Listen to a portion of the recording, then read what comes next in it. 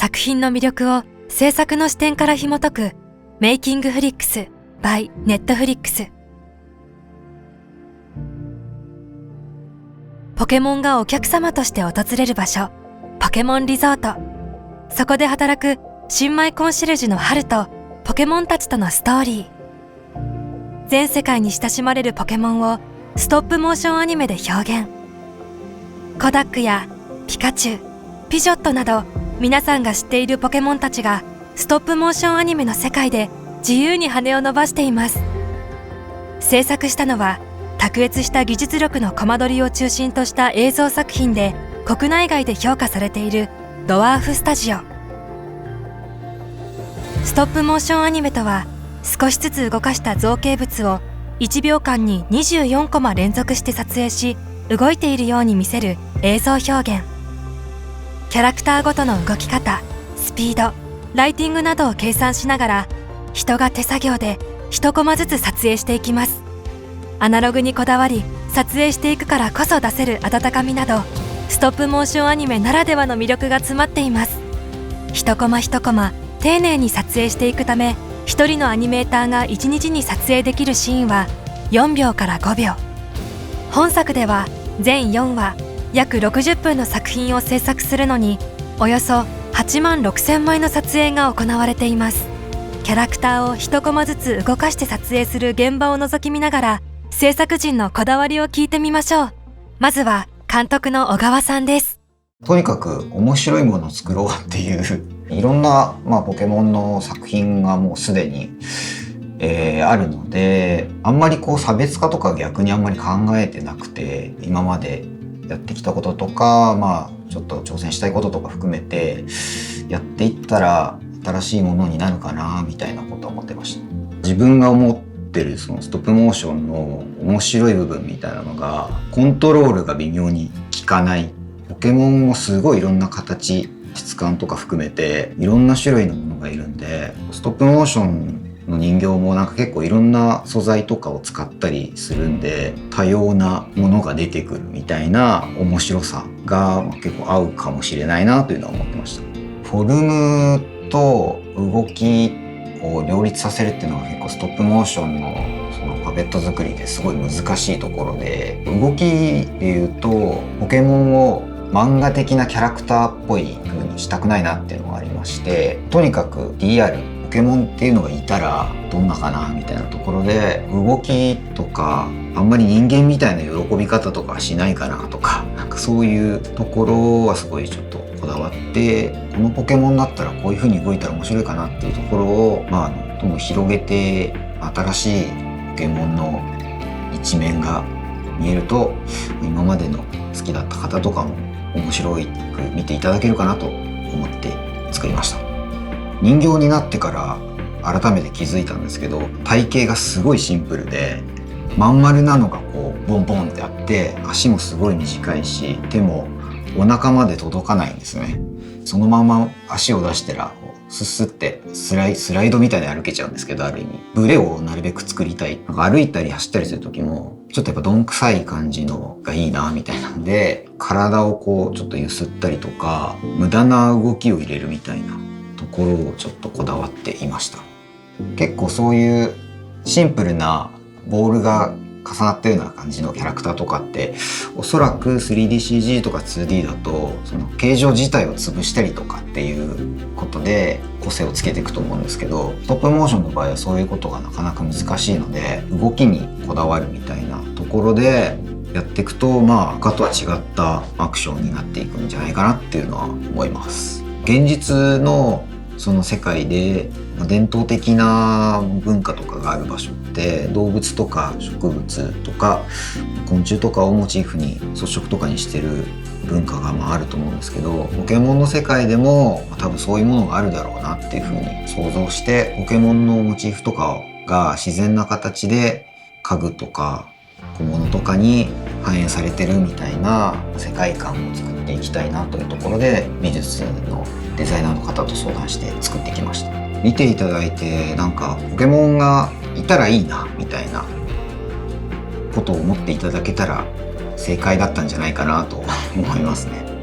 最初にやっぱりポケモンのいる世界っていうのをちゃんと考えて、ポケモンがいたらこういう生活なのかなとか、人間の文化にこういう風に溶け込んでんじゃないかなみたいなのを結構いろいろ考えてたんですけど、そういうところも含めて根源的なところで言うと、本当にポケモンがいる生活ってなんか楽しそうだなっていうのが伝わるのが一番かなと思ってます。続いて上杉さんにはポケモンリゾートのコンセプトについて聞いてみました。巨大なガラス張りで中に森があるですとか、ポケモンがどういうところにいると癒されるのかっていうところからまず考え始めたところですかね。だんだん脚本が出来上がっていってキャラクターも決まってくる中で、その具体的になってくるその人物たちがそこで過ごしやすい場所、どういうふうにその人たちは過ごすんだろうっていう、そういう場所をとその奇抜なものとすり合わせていったっていう感じですかね。もう思いつくままちょっと変な形のものをどんどん出していくって感じなんですけども、その作業がうまくなんでしょうね、栄養となって最終的なところに落ち着くっていうところはあると思いますね。人形になった時にその人形の造形として面白くなりそうなところをチョイスして切ってた感じですかね。人形なのでその目がちゃんとまぶたと閉じて開けなければいけないとか、そういうそのパーツがどういうふうになってるかってことはちょっと頭に入れながら描いていくので、そういう制約はありますけれども、そこが2D のキャラクターだと造形が違ってくるところだと思いますね。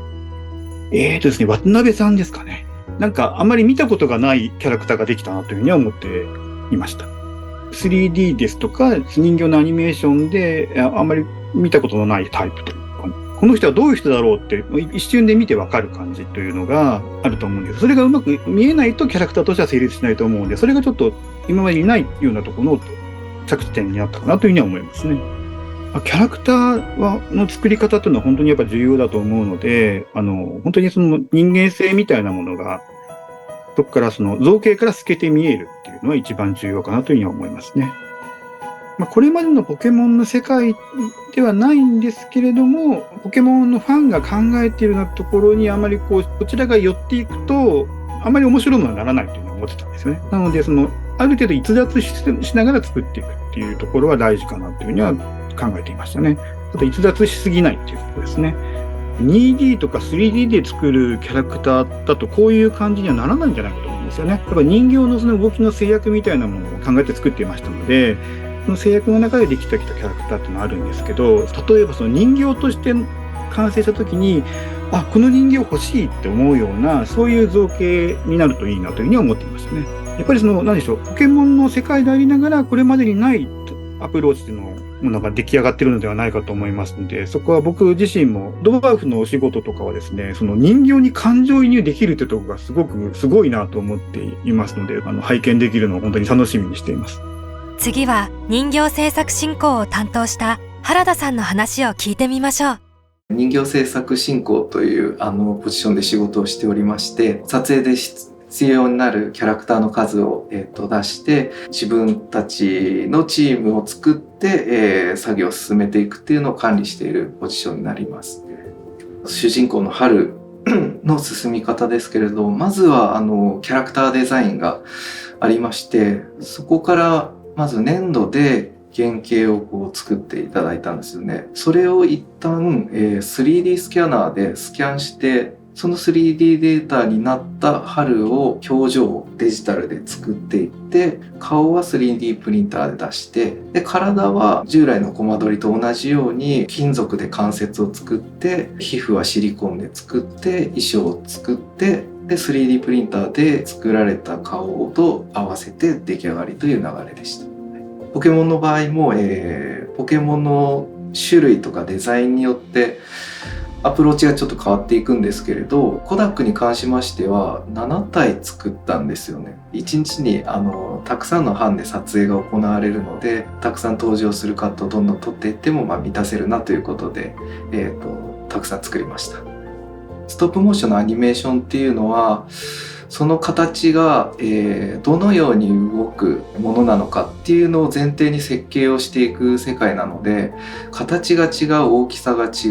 う、素材が違うってことは、それぞれのポケモンごとに答えが違うと、設計の答えが。そこがやっぱ一番大変で、手適切な人形のサイズっていうのがやっぱりあるので、登場する最大サイズと最小サイズのバランスを考えてアニメーションできる、作れるっていうところの基準でサイズを決めていきました。身長だったりそれぞれのポケモンの大きさ、人とのバランスとかを考えると、使える生地だったり素材っていうのが割と限定してきたりするんですよね。例えばものすごく毛足が長い生地を使いたいんだけど、小さくなった時にボサボサの人形になってしまうとか、そういうような、ことがあるんで、身長とキャラクターの持ってるその性質というか、水生生物なのかとか、動物的なものなのか、毛足が長そうなものなのかっていうのを考えながら、この子はこういう生地にしていきましょう、こういう素材にしていきましょうっていうのをパッと最初に全部作って、それで進めるっていう流れでしたね。